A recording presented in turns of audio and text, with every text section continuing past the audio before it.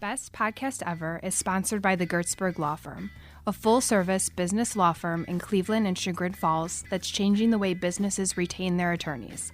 Go to gertzberglaw.com to learn more. While you're there, check out Cover My Six, a complete legal audit of the 6 areas that most often create or prevent business lawsuits and government investigations. Go to covermysix.com to learn how we keep you safe. Enjoy the show.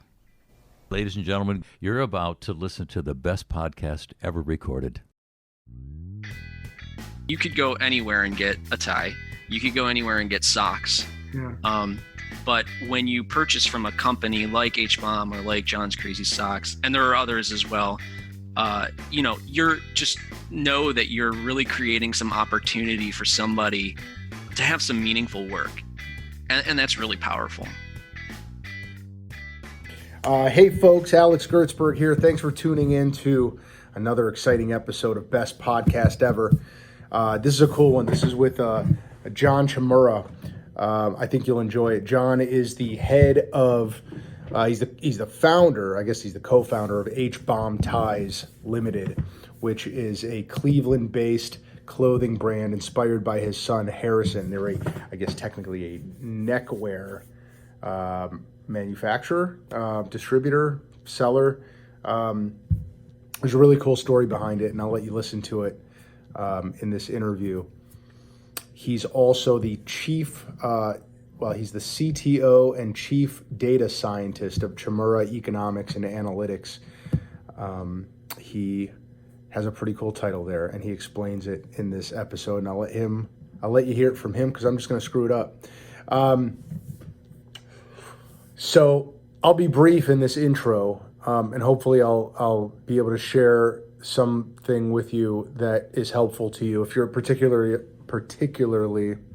if you're learning English for the first time like I am, particularly if you're a business owner. So I have found, presumably like a lot of you over the last couple of weeks, the importance of pivoting. So I want to talk about that for a minute. In the last episode of this podcast, the interview with Aaron Grossman, I talked about how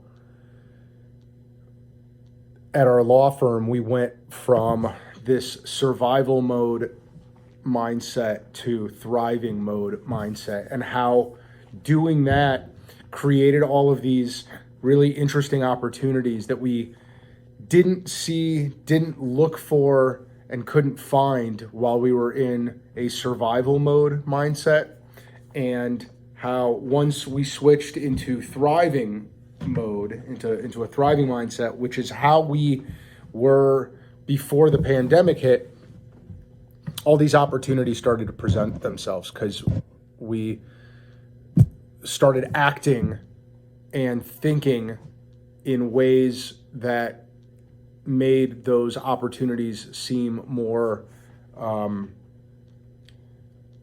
obvious, I guess, if that makes any sense. So one way that that's happened specifically is with Zoom, right? I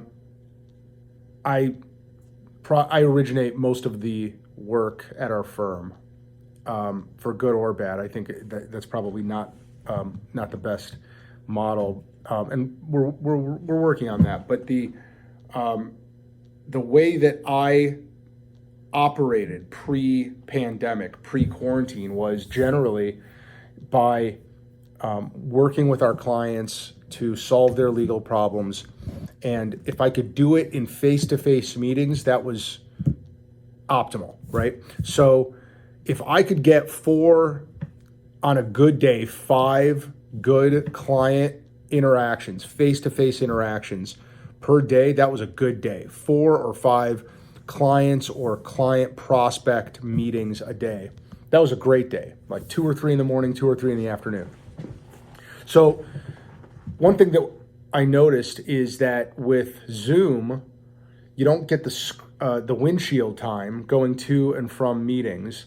And when I've scheduled our meetings more back to back in like 30 to 45 minute increments, There's still the shooting the shit that happens, which is fine, which is great. It's part of the game and part of the fun. But it seems like we get down to business a lot faster. And it seems like if you know that you've got 30 to 45 minutes instead of an hour to an hour and a half, I have found that our client meetings and our business development meetings have been a lot denser and a lot more rich with substantive ideas and creativity than we ever had before. And whereas I was able to get 4 or 5 good client face-to-face meetings a day before, now it's like up to 10, right? 4 to 5 in the morning, 4 to 5 in the afternoon, and filled with a lot more creativity and idea generation. And I've really gotten a lot of benefit from finding ways that I can help our clients beyond, and this is something that really has been going part of our DNA at the firm for years, right? Just stop thinking like just lawyers. There's 10,000 lawyers in Northeast Ohio. I'm pulling that number out of my ass. It's probably more or less, who knows? But there's a lot of lawyers, right? And all of them can practice law. A lot of them are business lawyers. A lot of them are pretty good. The way to differentiate ourselves as a business and as a law firm, as an organization, is by solving problems and by being more than just a law firm, being more than just lawyers. This is what we talk about regularly and how we think. And so if you've got 30 to 45 minutes with a client or a prospect, as I do it, as I've been stacking them throughout my day, and you're looking for opportunities to serve them, if you're looking for ways to help them, if you're understanding where their needs are, and how we can fill those needs, whether or not that has anything to do with the practice of law, what I found is those opportunities are bubbling up a lot more. And in our case, it has resulted in a lot of pivoting, a lot more connecting our clients with other clients, connecting buyers with sellers, helping them create revenue streams, helping them find talent, and doing that with a lot more clients throughout the day and in these richer conversations that I'm having with them. And so this pivoting has happened sort of organically as a result of this pandemic. And again, that starts with changing mindsets from survival to thriving. And it comes from, in my opinion, just looking for those opportunities. So hopefully, I don't know if that helps, if that'll help anybody, right? I mean, it also, I think, requires you to know where your strengths are. In my case, I think that my strengths tend to be in that client interaction, idea generation place. Well, anyway, it's been interesting. It's been an interesting journey, and so far, I mean, candidly, I hate this pandemic and I hate the quarantine, but I kind of love it. You know, I've been working with, I've had my 6-year-old here every day, and I've been playing this judo where I've stopped having anxiety over her coming into those video conferences, and she just comes in and sits on my lap and we talk, because she really doesn't care if daddy's got an important call. So it's been fun.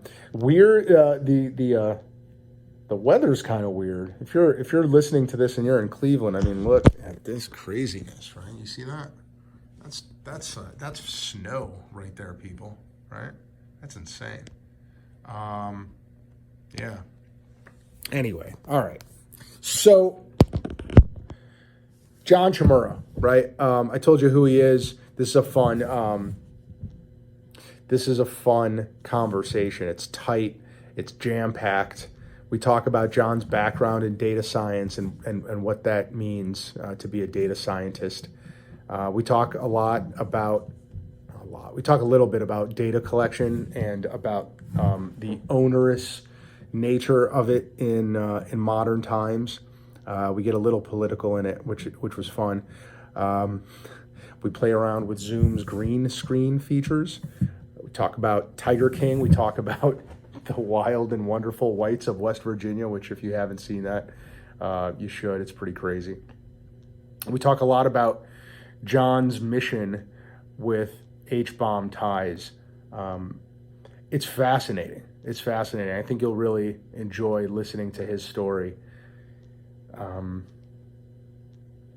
we talk a lot about kids with disabilities and how John's model and that of other folks who are starting businesses to help,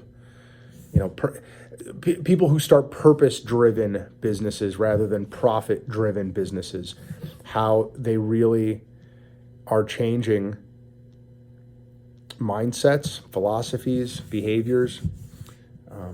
So yeah, this was fun. I hope you enjoy it. Thanks for tuning in, and we'll see you on the other side, folks. I hope you're staying healthy, and I hope that you are staying positive. Thanks. John Chmura, how are you? I'm doing well. How are you? Fantastic. Great. Are you having a good quarantine? You know what? I am an introvert by nature, so I told my wife I've been training for this all my life. Ooh, there you go. This is like the Olympics. I guess so. That's an interesting way of putting it, because I'd like to think that I'm an introvert too, but I'd be lying to myself if I said that.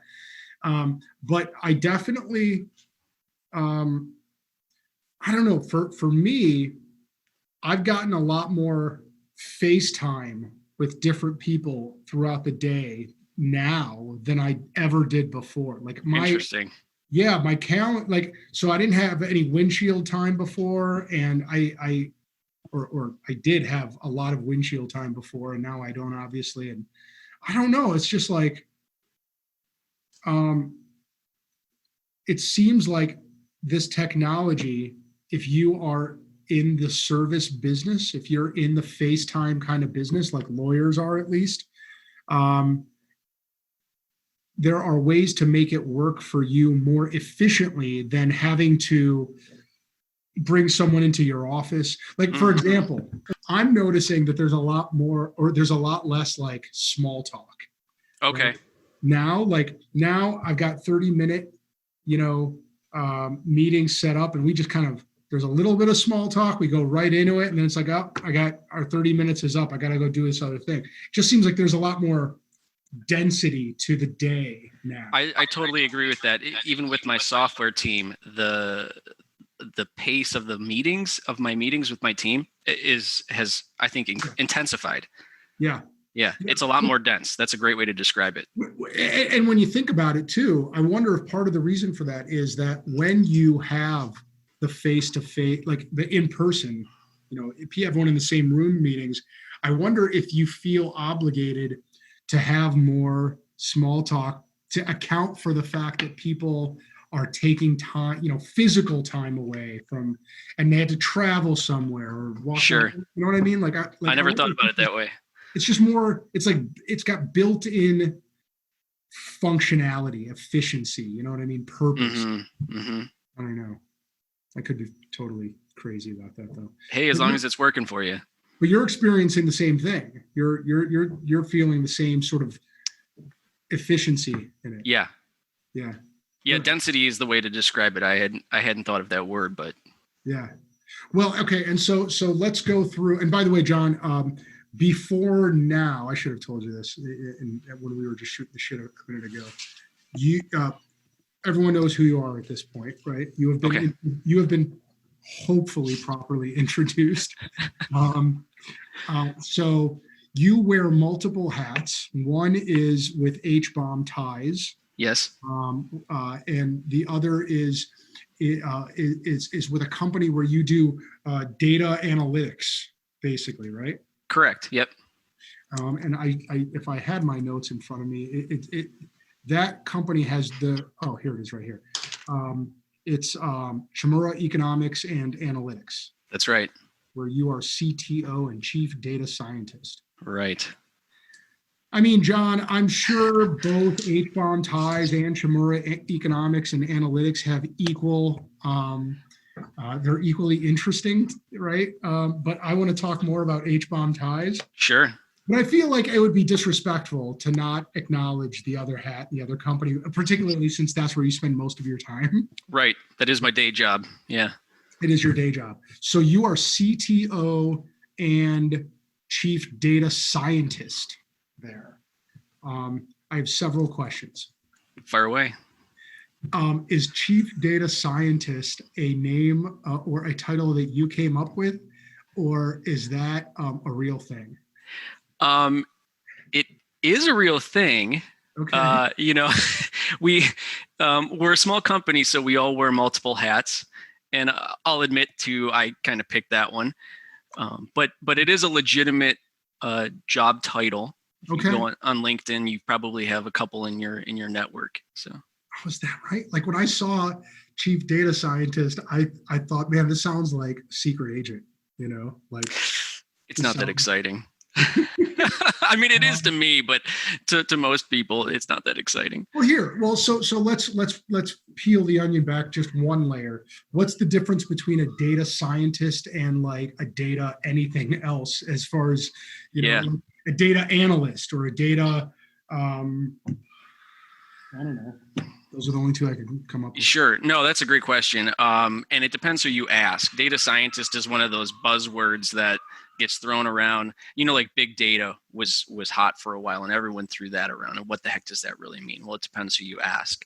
But in our company, basically what it means is we have statisticians that design mathematical models, and my team, the data science team, codes those, and we make them work. Okay. So there's people doing the math, and then there's people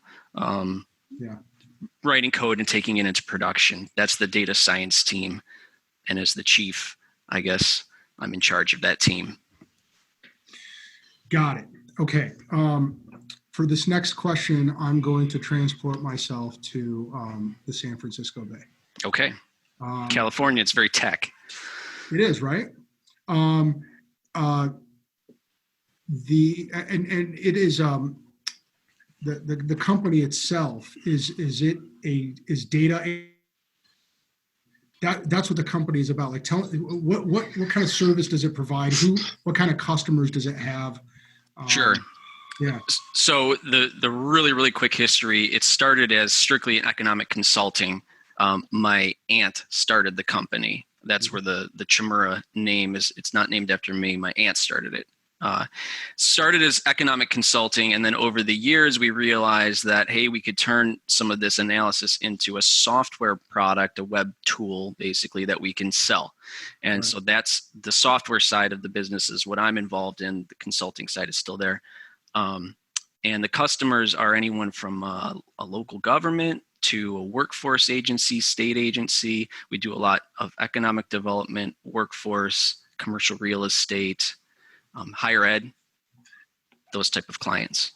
Did you ever see that movie called, it's on Netflix, it's called The Great Hack? Yes. So that movie makes me terrified of companies who process and collect data. Yes. And so like I was utterly terrified by the time that movie was over, right? When you watched it though, knowing what you know, were you like, oh yeah, this happens all the time and this is partly what we do, but not in an evil way? Right. I suppose we were, in economics, it's a little more macro. We're not down to that individual level. But for context, the Great Hack was the Facebook Cambridge Analytica, right? Right.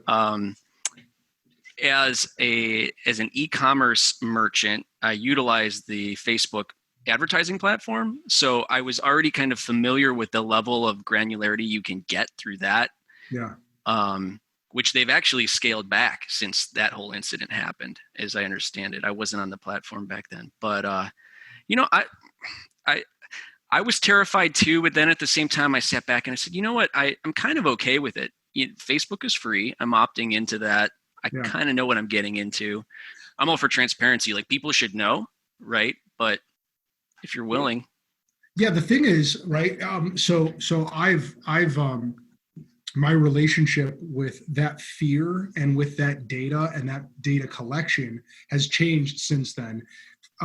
Now I think that the part about how they said that we have 1,500 data points on every American, right? From their social media posts to their credit card swipes to to their cell phone, locations, whatever, right?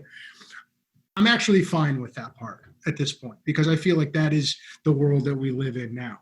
The part that still terrifies me, although I feel I'm aware of it for myself, and I'm sure you are too, is the manipulation part of it. Absolutely. Right? Yeah. So if 1,500 data points on me, and it sounds like you're saying they scaled back, it might be less than that now, at least as far as Facebook's concerned. But I'm fine with there being 1,500 data points about me out there in the universe based entirely on my voluntary inputs, right? Sure.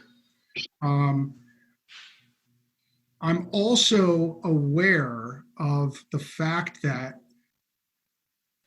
big business and big politics and consultants and marketing companies are actively using my 1,500 data points to manipulate my spending and voting habits. Right. Okay. Right.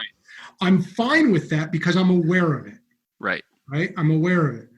The part that still is utterly terrifying to me is that there are, as we sit here right now, as you and I talk, John, a giant portion of the population of the United States and, Rio de Janeiro, Brazil, and Croatia, and, whoever is voting on Brexit, right? There are tremendous numbers of people who aren't aware of any of those parts of the chain, and they are being readily manipulated without knowing it. Oh yeah. That's the part that terrifies me. Does that terrify you? Absolutely. And have you noticed now that you're aware of all that, when you scroll your Facebook feed or when you read articles, you start to recognize, I see what they're doing. They're trying to get me to click this or to read this or whatever. And it's scary when you think about how many people don't realize that. Yeah.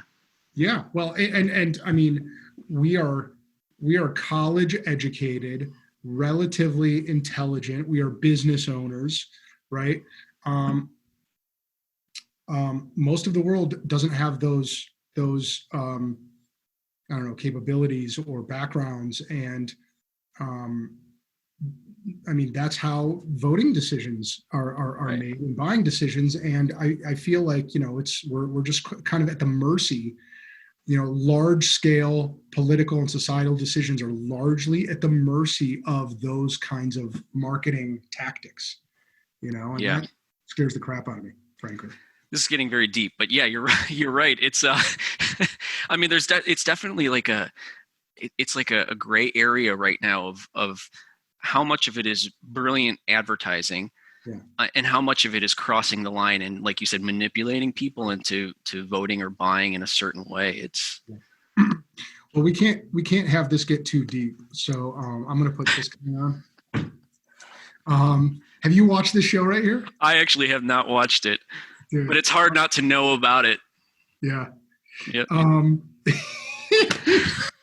I won't say anything about it. Everyone's talking about it. It's just ridiculous. It's the most ridiculous thing on TV. Although last night my girlfriend and I watched something even more, I don't know. Is redneck a bad word? Is that politically incorrect? Or I can never tell if that's something that people will be offended by. I think, well, they call it, I mean, in that show, they are devout, self-proclaimed rednecks. So okay. I'm hoping I'm not offending anyone by saying redneck here. But there's something that is orders of magnitude more rednecky than this right here. And it is called, I think it's on Amazon Prime. It's called The Weird and Wonderful Whites of Boone County. Have you ever heard of that? No. Man, it is about this family. Their last name is White. And they go back, they are notorious in Boone County, West Virginia, as being just the craziest family of rednecks that are in that have ever lived, ever. Like they go back to like the Hatfields and McCoys. Like it's like that. If you want to feel really well, here, it's hysterical. I would recommend it, but definitely don't watch it with the kids. Got it. I will look that one up. Yeah. All right. Since you haven't seen that, I'm not going to make you stare at that here. We'll go to the Oval Office here. So let's talk about, or no, actually here, this is better. This is the bow tie I would love for you to create for me. Okay. You think you can make that happen? What's the symbolism there? So have you ever been to a Fish concert? No. Okay. So here's the Fish concert in Madison Square Garden on New Year's Eve right here. These are the members of Fish, the 4 members of Fish. Okay. Right here. And it is, in my opinion, the greatest rock band of all time. Have you ever heard any Fish songs or anything, John? I have, yeah. Okay. Yeah. So this is the pattern that John Fishman, who is this guy right here. In red. Okay. Red, but he's not wearing this dress. He always wears a dress when he's a drummer, but this is the pattern of his dress. Okay. Right. And so any devout Fish fan will immediately recognize this as John Fishman's dress pattern. And if you go to a Fish concert, you see a lot of this pattern here. So it's easy to find, I assume it's easy to find material wise because it seems like everyone at Fish concerts seems to be making pants and dresses out of them. Okay. It's out there. Yeah, we'll look that up. Yeah. Do you think that you and Harrison could put something together for me? We'll check that out for you. Right. If we can find the fabric, it can happen. Is this background annoying to look at? I could get used to it. Right, I'm going to leave it at that. So let's talk about H-bomb ties. Sure. There's lots out there in reviewing the notes that our crack research department, who is my sister, put together about you, John, and about H-bomb ties. Give us the background of H-bomb ties. Sure. So first of all, it's a neckwear company, ties and bow ties. We're online e-commerce merchant. And the story behind it is that my son Harrison, he's 10 years old. He's 11 now, just turned 11, but he's born with Down syndrome. And my wife and I were just trying to figure out what will he do when he graduates from school and is an adult, and how can we help get him there? And so work training and post-school work opportunities, always a big deal in the Down syndrome community. And so we were just all along, we were looking for something that we could apply his skills to. And well, it just so happened that he loved bow ties. He's always loved bow ties. And so we saw an opportunity that we could sell bow ties. It's something that he's interested in, but it's also a company that we could find tasks that he could practice and learn, and then, hopefully into adulthood continue to do. And so at a certain point, we convinced ourselves we could do it. We dove in, and here we are. That was back in 2018 when we officially, launched. And here we are today, still selling bow ties. What is Harrison's role in current role? And he is, how old did you say he was? 11. He's 11 years old. Yeah, yeah. What is he the CEO of H-bomb ties? We need to give him a fancy title, chief tie officer or something. He could be a CTO too. So, of course he's the face of the company, no doubt. But in real practical terms, we try to find any task that we can adapt for him. So we started out simply by doing local deliveries. At the very beginning, we got a lot of support from the local community and friends of family. Yeah. So we would drive out with the package. He would ring the bell, hand him the package. We'd take a picture and then go. So he's done delivery services. Now we're working on things like order processing. So we send a little thank you card with each order. He'll actually stamp his name on the thank you card. He can't write, so he'll stamp his name, and then that goes into the order. Things like that. And it's always changing because his skills are going to change over time. Yeah.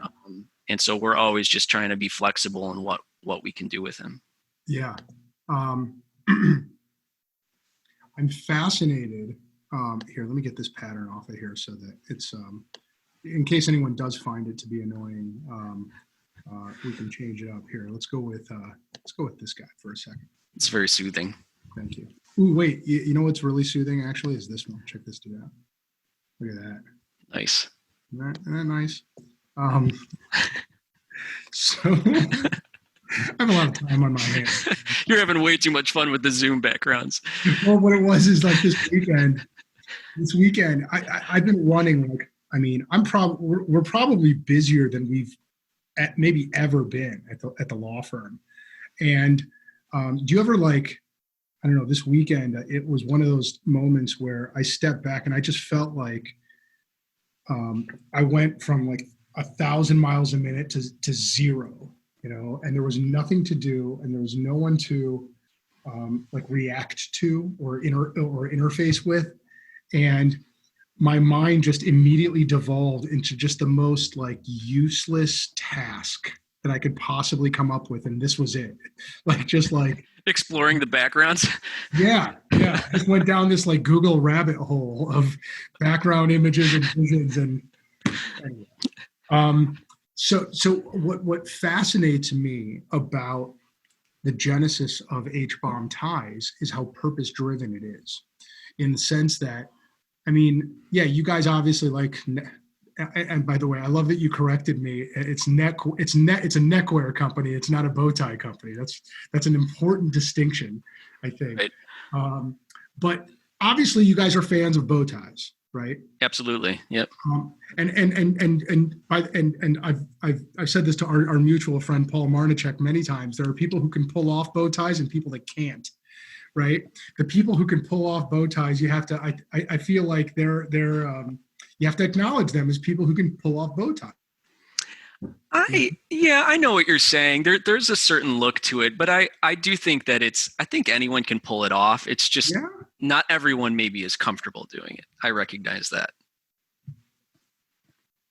I like the way you said it better than the way I said it. You're right. Because I think you're right. I think it's that anyone could pull it off, but you have to be confident about wearing a bow tie in a non-bow tie world. Right. If you think about it, a necktie, there's more visible pattern, right? But it's become so commonplace that it blends into your outfit now, where a bow tie is so distinct still that your eye is drawn to it. I think that's, people are a little more uncomfortable because of that. Well, and two, I think, for people, again, like you and Paul, who have worn bow ties for a while and are known among your peers as bow tie wearing folk. Sure. I think that if you are not someone, if you're me, if you're not someone who wears bow ties regularly and one day you start, you have to go through a period of acclimation socially. Right. Right. No, absolutely. It's just like if you got a really drastically different haircut as an adult. No one does that as an adult, right? At least guys don't. Yeah. You'd have to go through the same kind of thing. Yeah. Or if you're a guy who has always worn a beard and then one day you shave. Yes. Yeah. There's going to be a period of people are going to look at you cockeyed for a bit. Sure. Now, Paul and I have an additional problem at this point in that he's bought a lot of his bow ties from H-Bomb. And I have a lot of bow ties from H-Bomb. So now if we're at a common event, we have to, hey, Paul, what tie are you wearing today? Um, although there's an argument that if you guys came into an event wearing the same bow tie, that is a whole nother level of cool, you know? That's true. Um, okay.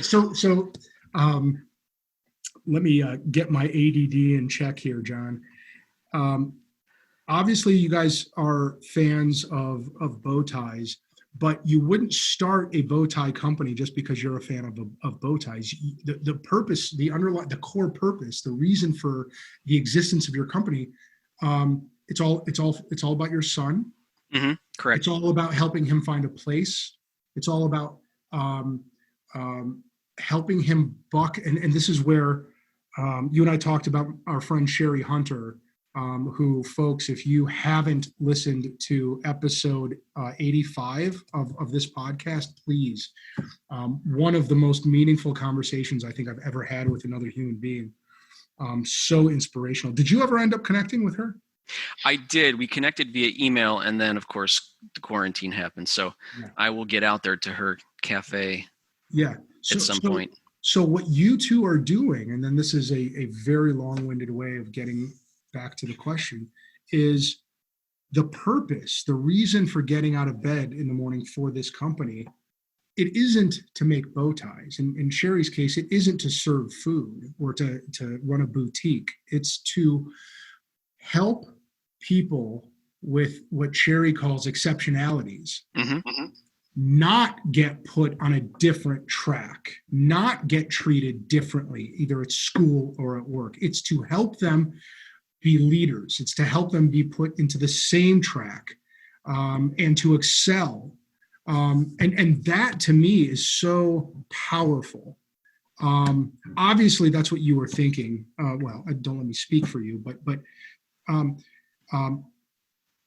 talk about how consistent that idea is with both the genesis of the company and how it's gone. It's been a couple of years now, right? Yeah. So as far as the genesis of the company, you're spot on. I mean, if my goal was to start a profitable, highly profitable e-commerce business, and then whatever, sell it, some big exit strategy, I probably wouldn't have done neckwear. I mean, fashion apparel as it is a pretty challenging space online, let alone a niche like neckwear. So it really was all about doing something that we can utilize for Harrison's benefit. Yeah.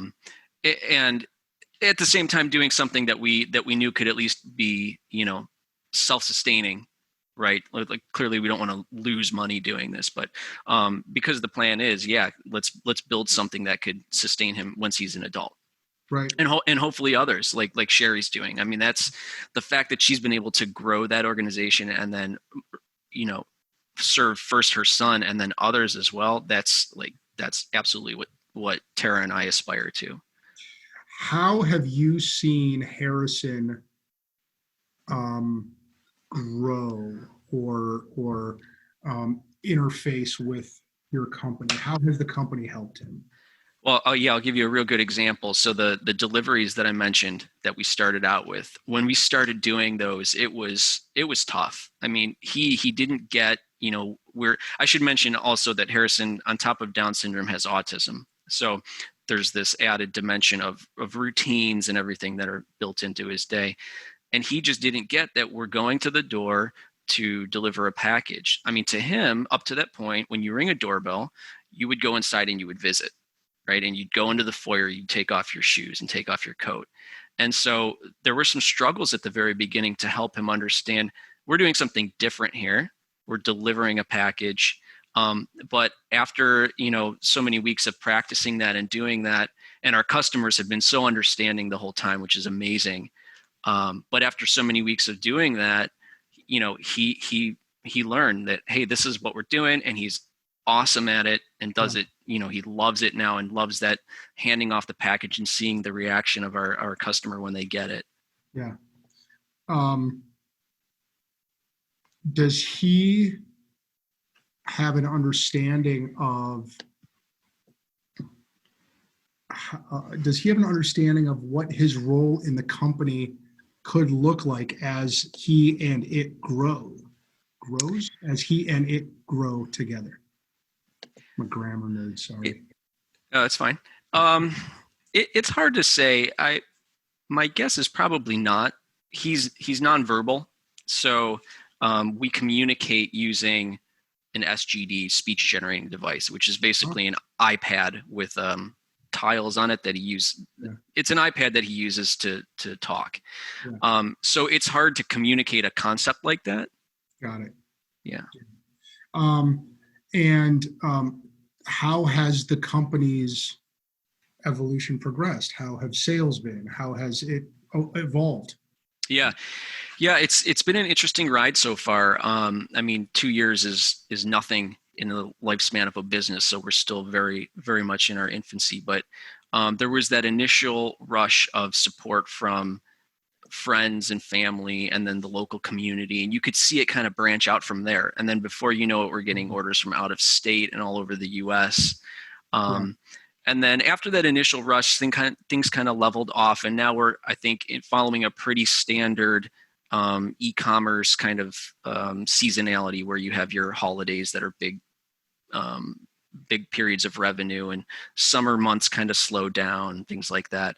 But it's been steady and enough that the nice thing about it is that it's been enough that we can do some of these tasks with Harrison, but not so much that we're at the point where Tara or I need to be thinking about quitting our jobs to do HBOM full time, right? Yeah. Which will, to be clear, will be a good problem to have, but we're in this kind of sweet spot right now. Yeah. John, what do you believe? Well, here, let me ask this question. How can folks help the company? How can folks help? I mean, this is kind of like it's almost like a movement. You know, I imagine it as like having purpose and scope bigger than Harrison, bigger than HBOM ties, right? I mean, is there like, so here, let me back up. Sherry and I talked about this a lot in our episode, where she made it clear through her struggles with the school district, through her struggles with employers, although those weren't really struggles. They actually ended up being a lot more helpful than I think most, certainly that I would assume. But through her journey, that this is bigger than 2 Cafe or than her son. This is about a movement. This is about helping people understand that our kids with exceptionalities don't want to be treated differently, and we shouldn't treat them differently. She considered herself a part of that movement. Do you have that same sense of purpose, I guess? Yes and no. I'm all about, like, I want to provide as much opportunity as I can. And I truly believe that all individuals, no matter what their abilities, that we can find something that we can adapt for their skill set, right?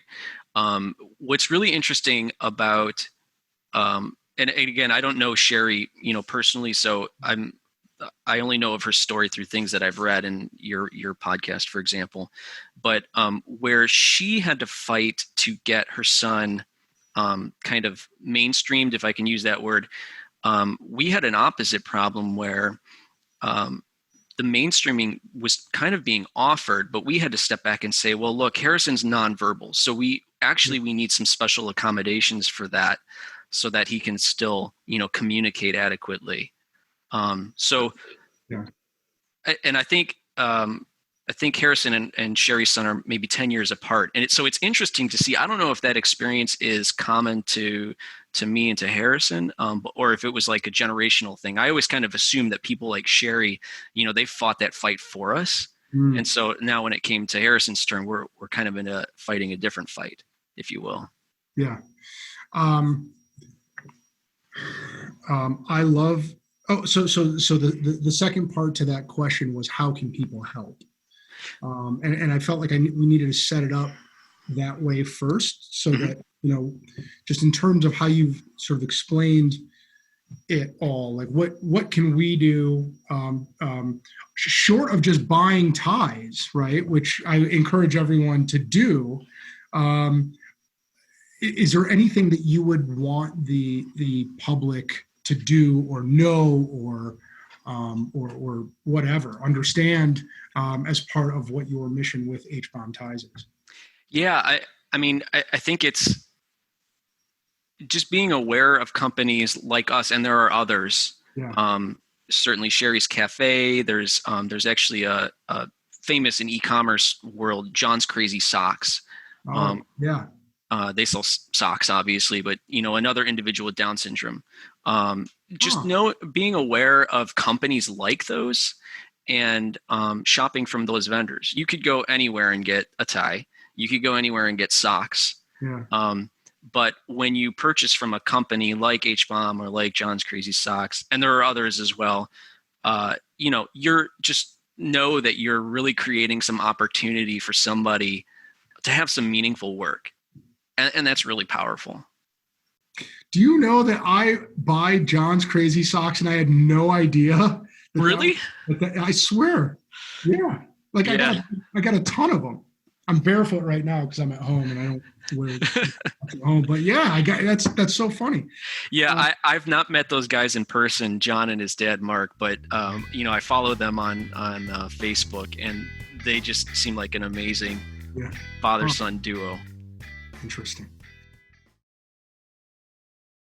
Everyone knows someone that's been sued. No one knows someone that's been sued who had a really good time getting sued. Here's the dirty little secret about business lawsuits. Almost all of them are totally preventable. You just had to be a little proactive on the front end.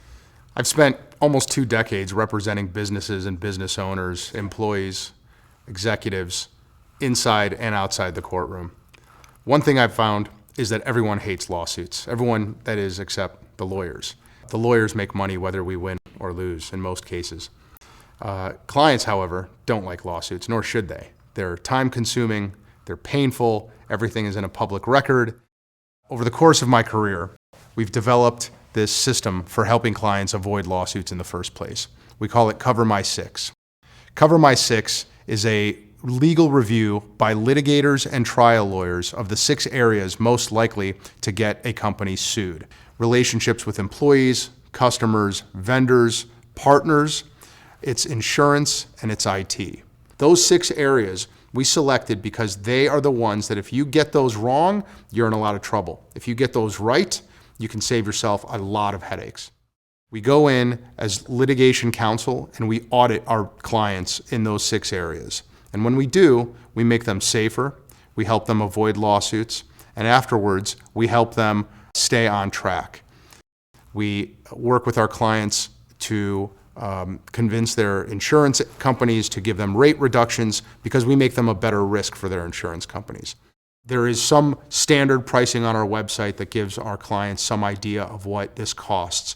But whatever it costs, I can guarantee you it's going to be a fraction of the cost of the lawsuits and the investigations that Cover My 6 helps them avoid.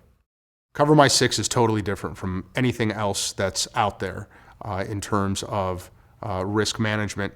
It is a completely different way to do business with lawyers. It allows you to focus on your business, and that makes it the best investment you can make. Go to covermy6.com to learn more about what we do. Call 440-571-7777 or email us at ag@covermy6.com. Okay, John, are you ready for the lightning round? Fire away. Okay, for the lightning round, since this is going to be the most stressful and complex and cosmic part of the day, let's go with I don't know if this is the move right here, like a nice bubbling brook. Okay. Let's go with that. This was the other option right here. We could go with since it's kind of cosmic, right? Yeah, let's go. You know what? Let's go with this. It's the lightning round. Yeah. Do you think that I wonder if there's a way to, for me to mess with your background? I don't know. That would be interesting. I am going to start firing inane questions at you right now. Okay, I'm ready. What is the non-religious book or author whose words you apply the most in your life on a day-to-day basis? That's tough because it's going to change probably, as I read something new. That'll be my latest one. But Company of One, it's a book by Paul Jarvis. No, Tim, I think I've heard Tim Ferriss talk about it. Yeah, I think he's been on Tim Ferriss. Yep. Yeah. Company of One. Interesting. Okay. Tell me why. So it changed my mindset. Coming from a tech world, the common mindset is grow, right? Get bigger, scale, and, venture capital, whatever, exit, make a lot of money. And Company of One really changed my mindset about that, of that there's happiness and there's honor in, finding a size that's all you need and working towards that and then staying there. And that you don't have to continual growth is not always sustainable and it's certainly stressful, but you don't need to do that to be successful. It's so interesting that you say that, because I've really been thinking a lot about why I want to scale my business a lot lately. The reality is that entrepreneurs who you and I are both entrepreneurs, so I think I can say we accurately. I think that we go in with this idea, or a lot of us do, I certainly did, that the end result that we all work towards is to have a large organization. Mm-hmm. That's where, and that you use the word honor, that is, we think, when we think of the icons of entrepreneurialism, it's people who run large organizations. Those are our heroes, the Steve Jobses and the Rockefellers, right? And sure. The Phil Knights and whatever. So that is who I think a lot of us aspire to be. But what I've learned, and I've run my company for only 7.5 years now, is that the bigger you go, the bigger you get, the more complex the issues you have, the more voluminous are the challenges and problems that you're going to have to resolve. Now, it's not just you, your product, and your small staff. It's there's a lot of wants and desires and needs of a lot of other people there. Right. And you've just got a lot more to think about, so that thought, plus there's the other thought that I've had about that. The irony of the lightning round is that there's nothing fast about it. So. That's why we love your podcast, though, is the tangents. Yeah. I should really change the name to Best.Podcast.Ever for the next couple minutes till I think of something else to talk about. But there's also, I think, a psychological need that we have, that we think we need to fill about our role as leaders and our role as bosses and managers. I think that, and I'm the guiltiest person of all, when I describe this, you want to be seen as someone who can lead people and who can manage people. Sure. Which is why I always take it so personally when someone leaves for another job. I mean, that craters me. That just, but you want, in the back of my mind, I think in the back of a lot of entrepreneurs' minds, that's part of your job as an entrepreneur, is to grow and have people follow you and respect you and love you, but. Yeah, no, that you said it right. And what's interesting too is that I mean, I was guilty of the same thing of just focusing on growth and scale and all of that. And when we started H-Bomb Ties and we're building this from the scratch, it had been years since I worked, in anything so small. Yeah. But I forgot how much fun it was, and we're starting this thing, and I'm doing accounting, and I'm doing inventory, and I'm doing, logistics or whatever. And it was like, wow, I forgot how exciting all this stuff is, Right. So that's the entrepreneur. I think, maybe we lose sight of that stuff, but anyway, it's a good book. You should check it out. I'm definitely reading it. Yeah, I love it. If you were a professional boxer, what is the song playing to the crowd as you enter the ring?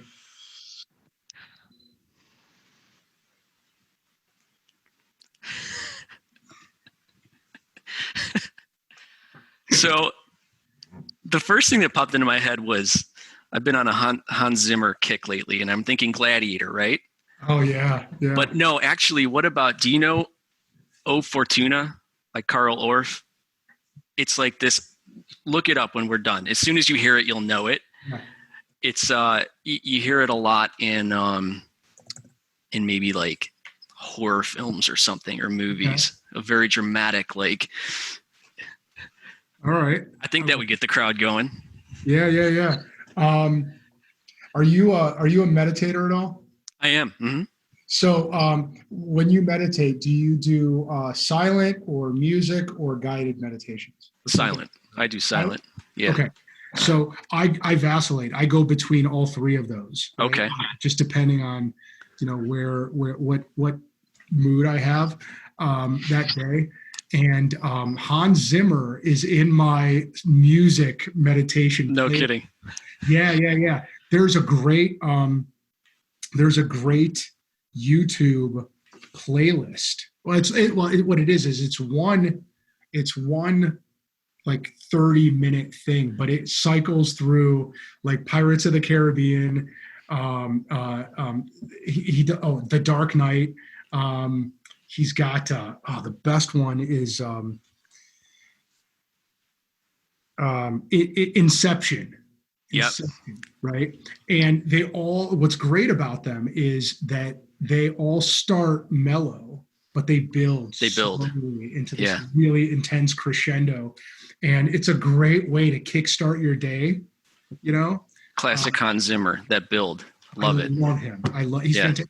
Also really great to study too. You want focus. That's what I've found. If I'm writing some code or something, I could put that on, and it's I think his best album, in my opinion, is Interstellar. Have you heard that one? Yeah. Yes. I think it's a musical masterpiece. Yeah. Just the way he uses the organs and everything, it's brilliant. But it has that same kind of build, Mm-hmm. You know who else is really good for just focus for whether it's meditation or just if you want to just block out the world is Philip Glass. Do you ever listen to Philip? Oh yeah. He's great for that. Right, because it's kind of repetitive and it just blends in. Yeah, it's very minimalist. Yep. I swear, that will put me into this like trance-like flow while I'm working, especially if I'm writing. That I don't know. I mean, I can do really good deep work when I'm listening to Philip Glass. I love it. Okay, I could see the Hans Zimmer, as you walk into the ring. That's an unconventional answer to that question, but I love it. Okay, what's a habit or routine that you do on a regular basis that's giving you the most mileage? Probably the meditation. Yeah, I do like a mindfulness kind of meditation. It just refreshes me, I mean, you probably know this from your own experience with it. Talk about your routine, like how, when, where, how often. So I usually do I'll practice it at the start of the day, just to kind of, after I get up, eat breakfast, stuff like that. And I'll do my meditation first, just to kind of clear my mind out. And then you can just approach everything in that day fresh. That's what I found. And then if I can make the time, I don't do this religiously, but in the evening just to wind down. Yeah. I found that because I'm sure this is a common problem with entrepreneurs, but you've got so many things going on in your head, and it's the end of the day, and you're just thinking about, oh, I'm going to do this, I'm going to do that, I want to try this tomorrow, I want to try that, right? And shutting that off can be tough sometimes. Yeah. How long have you been doing it? Oh gosh, 6 years. Okay, good. And you found it to be, well, by answering the question, it's given you a lot of benefit, it sounds like. It has. Yeah. Good. All right, let's change the scene up a little bit. It's like the stupidest things just give me joy. You know what I mean? I shouldn't be allowed. I don't know why that one reminds me of a dentist's office. Like you would see that kind of thing on the wall at a dentist, maybe. This one reminds me of like I imagine if I owned like an apartment or a home in Japan, like this. Okay. This would be where I did my like yoga and my meditation and sure. All right, we're gonna stick with it for a minute. Describe a time when you had a massive, either personal or business failure. Defining failure any way you want. Right? Okay. A learning experience, whatever, and then how you bounce back from it. Well, business failure. I mean, so H-Bomb Ties is too young to have anything massive. Knock on wood. But the software company, certainly we've had ups and downs. The company's been around for 20 years. So, we've had some rough times. And I think it's just kind of being conservative in how we run that company. So, to my aunt's credit, we've never taken outside funding. We don't have any venture capital. It's all, we've grown that all ourselves. And that puts you in a great position to weather storms, whether it be economic storm or just, sales cycles or staffing problems or whatever it could be. And I'm not saying it's not stressful. It surely is, but that's helped get through all of those things. When you have an investor breathing down your neck, I've not been in that position, but my guess is that it's, it's like you're not meeting the sales numbers, that's got to be incredibly stressful and probably leads to making bad decisions. Yeah.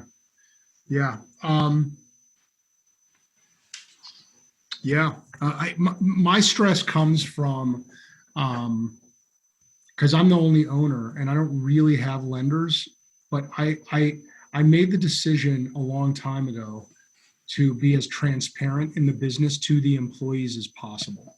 Mm-hmm. Like to a degree that I think is really unusual, particularly with law firms. And, our financials, our, intake, and, just all the metrics we use in our business are generally open to our employees, because I thought that is the kind of company I would want to work for. One that does that, one that trusts its employees like that. But the byproduct of that is that's where I feel the most stress is when we don't make our numbers, we've got very specific goals, and when we don't hit them, I feel a sense of personal failure and responsibility that I have to explain to them. To the employees. Yeah. But do you think that, do you have a stronger team because of that? I think so. That's the right way to think about it, and I think we do. Yeah, it's interesting that you said that, because that's something that I've recently discovered is this concept. It's actually a psychology thing called rational. I'm going to get this wrong, but it's like rational emotive therapy or something, and it's this idea that we have thoughts like that go through our head, and they're in some way irrational, and that when you can identify the core, like, why does this bother me so much, right? And then you kind of rephrase it to yourself, as this very logical statement, and it just puts you in this whole different place, but that it reminds me of that kind of thing, because I would go through the same things where you have these pressures, whether they're, personal pressures or external pressures or whatever.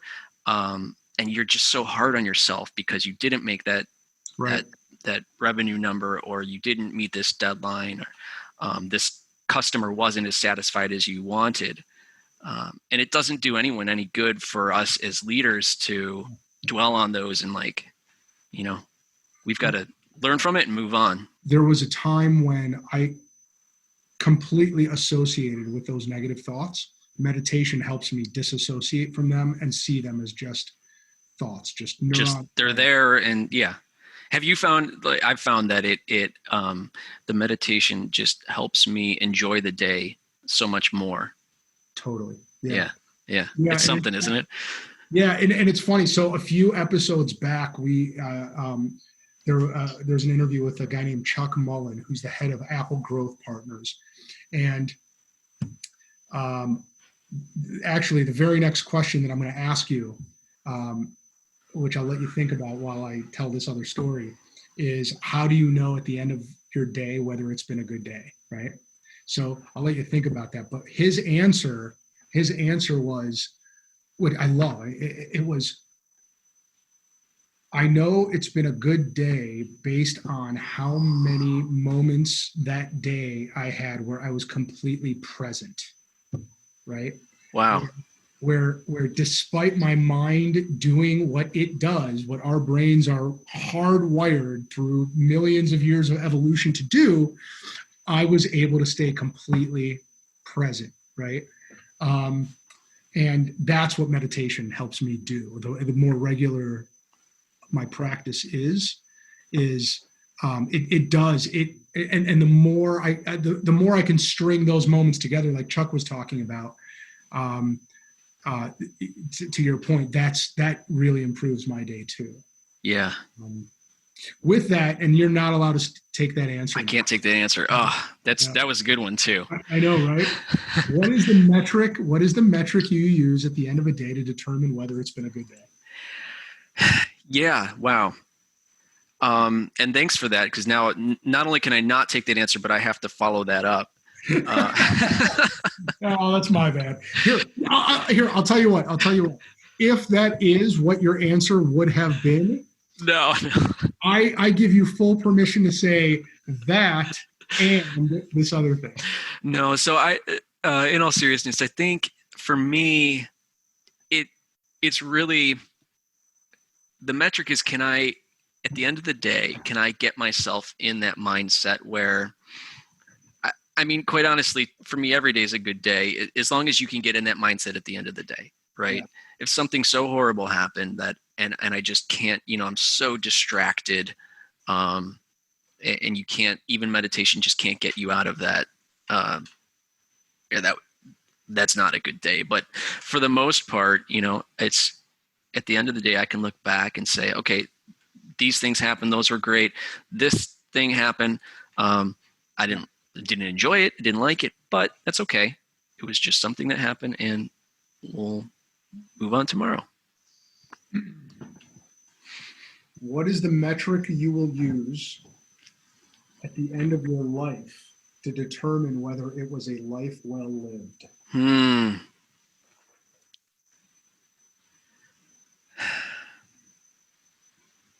That's so hard. I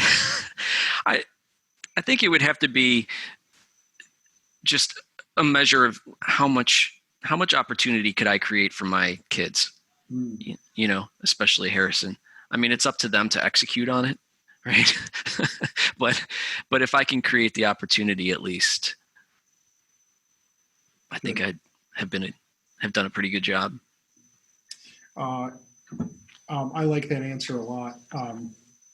Sometimes I think that these questions are like, they would be good, like college application questions, the essay portion, right? So that would have been I think a good college application answer. whatever that means. Okay, John.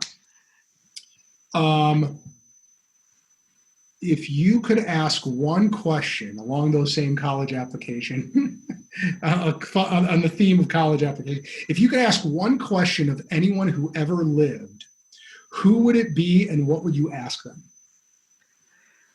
Steve Jobs. And I wouldn't even ask anything. You know what I would ask him? Can I just watch you for a day? Can I just be in your office and just observe for a day? That's what I would ask him. Okay. What if he said, hell no, get out of here? I don't know. That I'd be crushed. I don't know. I used up my one question on you. I used my one question on that jerk. Well, did you read Walter Isaacson's biography of him? Yeah. I mean, he was so irascible. I mean, depending on the day, it could be like, no, get the hell out of here. Yeah, high probability he would have kicked me out of his office and sworn at me or something. Yeah, and called me an idiot. Steve Jobs would be in my top 5. I mean, I would love to. I agree. I would love to just be in his presence to watch how his mind processed and created. Yeah. I never knew this. One of my favorite parts of his life, of his book was, or of that book was that I love how in the Mac he treated all of his inventions as works of art, right? And insisted that his employees consider themselves artists, and so while the whole world was saying, why aren't you letting Microsoft or anybody else interface with Apple products, his response was, that's like asking Picasso if he would let other people paint on his paintings. Right. Or how in the first Macintosh design, he wouldn't let anyone open up the box, right? Because that's the same thing. But if you did, what you would see is that all of the original designers of the Mac signed the motherboard. Right. Like an artist.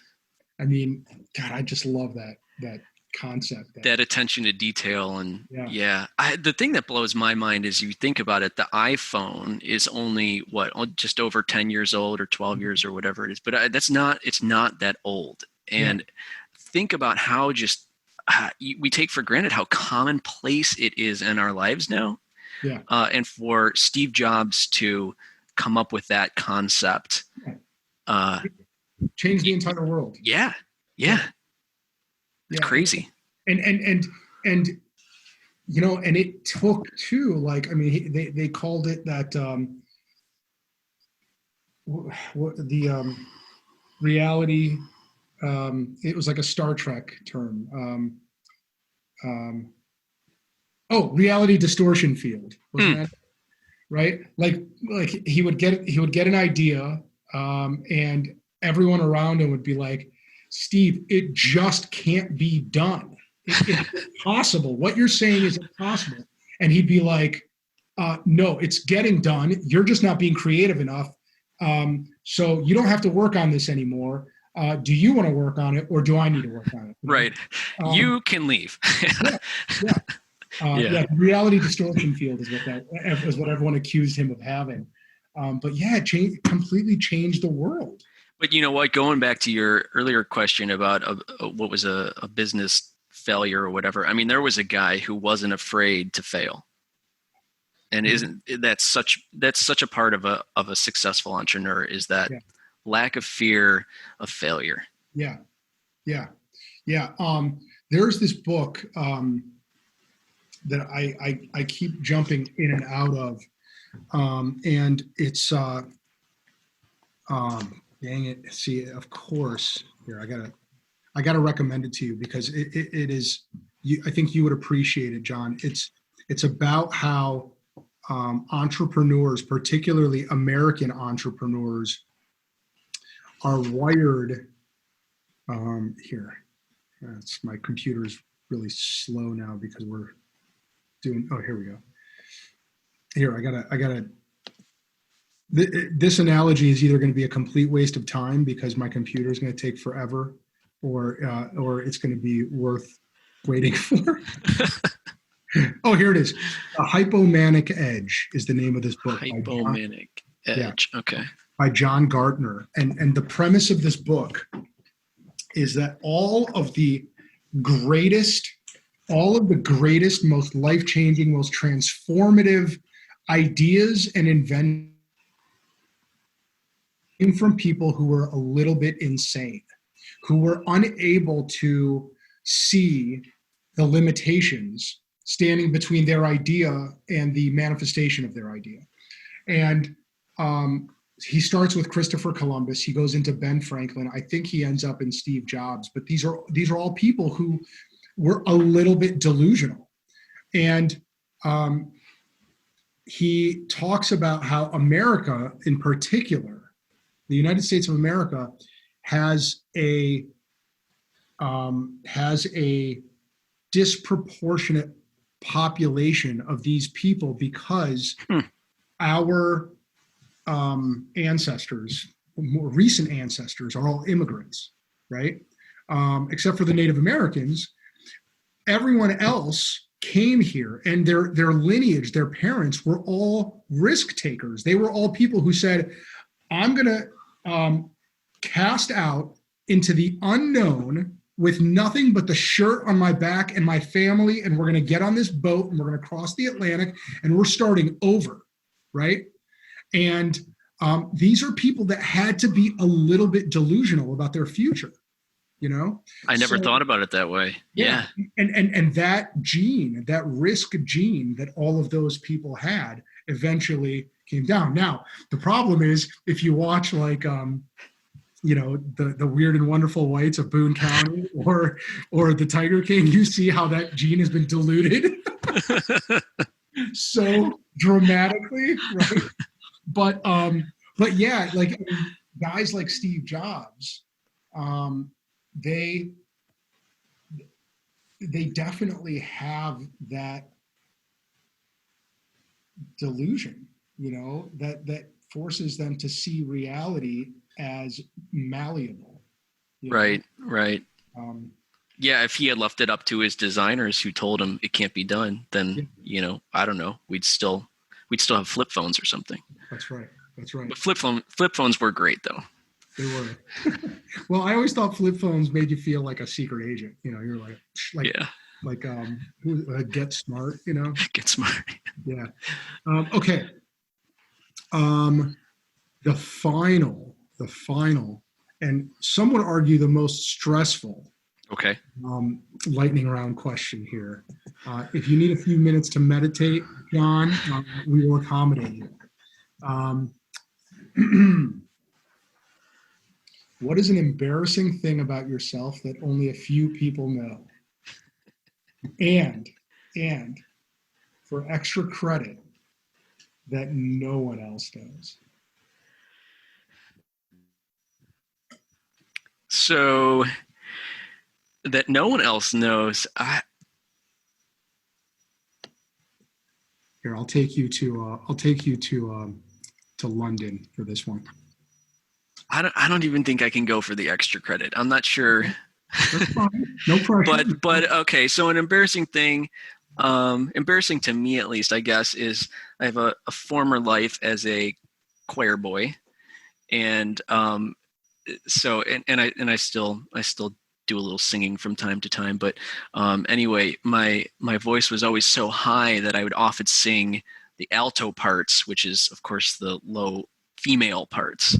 Yeah. Which when you're a teenager and already you're in choir, so that's kind of upping the dork factor, and then on top of that you have this super high voice. It was always a bit embarrassing to me. Okay, all right. That's a good answer, John. That's an acceptable answer to that question. Okay. Well, I thank you for sharing. Now, here, if gun to your head, if you had to sing Ave Maria right now, in as falsetto a voice as possible, could you pull that off? I don't think I could anymore. Okay. I am a bit out of practice. Okay. I'll politely decline. Okay, that's fair. That's fair. John, I appreciate you playing along in the lightning round. I hope that wasn't too stressful for you. No, not at all. Good. Those are all very good answers. John, is there anything that I haven't asked you that you think I should have? Is there anything that you would like our listeners and watchers to know about you or HBOM or anything else in your world that we didn't talk about? Yeah, I mean, if I could just go on my soapbox for 1 minute, and you could cut this if it gets too preachy, but like we were talking earlier about that there's companies like HBOM and like John's Crazy Socks. I mean, just to reiterate that point, and beyond companies like those that have this kind of social mission, if you will, just realizing that there are a lot of manufacturers and vendors out there that make amazing products and sell them online, not through Amazon, right? But that are just, great American entrepreneurs, whether they make it here or not. But they're still American businesses, and let's support those. I fall into the same trap where it's so convenient to buy stuff on Amazon. But realize that, Amazon's taken a big cut of that, and ultimately what goes to the producer, the inventor, is a smaller piece. And so when you can so here's one thing that I do sometimes is I'll find a product. Here's a good example. Giant Eagle, for a while, they got rid of their plastic bags. So you had to bring reusable ones, right? And I'd never done that before. So I went online, I went onto Amazon to find some reusable bags, and found some really highly rated ones. And then I Googled the name of it, and found the company that makes them. They're in Texas. And I was able to buy basically for the same price directly from that company and support them directly. So, it's so easy to do the Amazon thing, but just be aware of e-commerce in general, like support those stores when you can. It's oftentimes a neighborhood, shop or something. John, this was awesome. Thanks for having me. Yeah. Thank you very much. I want everyone who is watching this to do me a huge favor, and it's hbombties.com. Is that right, John? That's right. Okay, no hyphen, just hbombties. All one word, yep. And it's the same on Facebook, Instagram, hbombties, all one word. Yeah, folks, go check that out. Also, I presume this is actually only our second or third video podcast, John, so you're very much a guinea pig. Wow. Yeah. My podcast, so I used to listen to podcasts in the car, but my commute is gone now. So I'm way behind on all of my episodes. Yeah. Well, get us into your feed. How do you listen to it? Like Stitcher or iTunes or what? iTunes. Yeah. Yeah. You're on there. I'm just backed up. Good. I won't be offended.